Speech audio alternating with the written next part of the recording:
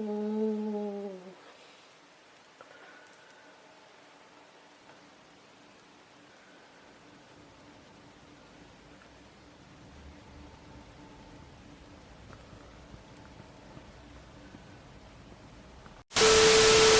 The next day. And if you like this video, hit thumbs up, comment down below if you want to tell me something, say anything, or suggest anything.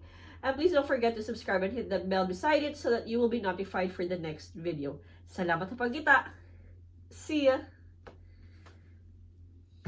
Right guys, so I just finished a vlog. Well, I just finished a video, a content. You probably have watched it already by this point. Today, we have no agenda or we have actually nothing to do. I'm just gonna give it a rest. In the meantime, since there's nothing to vlog about, I'm gonna show you a scene, or I'm gonna show you a few clips of a mini baby shower which was actually given to me by my friends and colleagues from the ward. So they came to our flat. Initially, it should have been just like a catch up or an update with each other's lives, because it's been a while. I have been sick. If you have been checking my previous vlogs when I was on my first trimester of pregnancy, I have been sick and I haven't been updated with what's been happening in the ward or what's been going on with their lives. So that day, we were all on our days off. So we've decided to actually get together. Initially, we wanted to go out, but then they wanted a place where there's enough time for us to talk about stuff. And eventually, it ended up to be a baby shower. So I have a few clips and I hope you watch until the end of this video.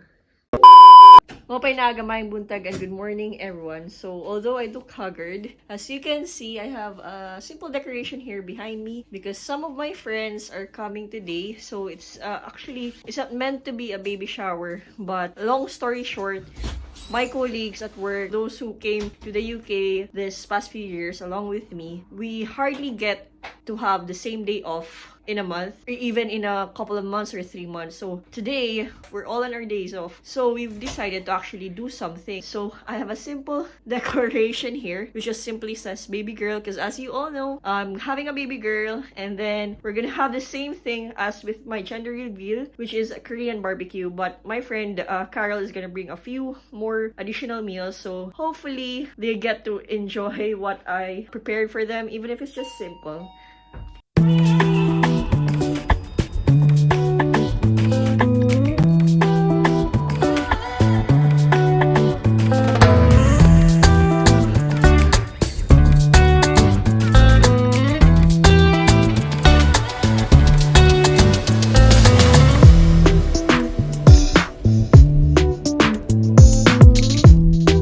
Bumili lang ko ng simple